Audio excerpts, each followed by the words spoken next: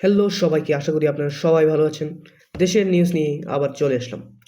কোটা সংস্কার আন্দোলনকে কেন্দ্র করে সহিংসতায় নিহতদের পরিবারের সঙ্গে গণভবনে সাক্ষাৎ করেছেন প্রধানমন্ত্রী শেখ হাসিনা।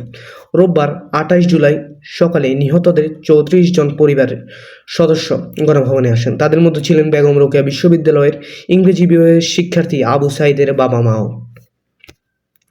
প্রধানমন্ত্রী নিহত স্বজনদের সঙ্গে কথা বলেন, তাদের খোঁজ নেন।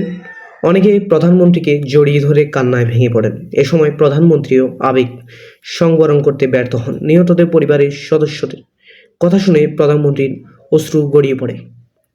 প্রধানমন্ত্রী তাদের সান্ত্বনা দেওয়ার চেষ্টা করেন। অশ্রু সজল প্রধানমন্ত্রী তাদের সান্ত্বনা দিয়ে বলেন, আমাকে দেখেন, আমি কত শোক নিয়ে বেঁচে আছি।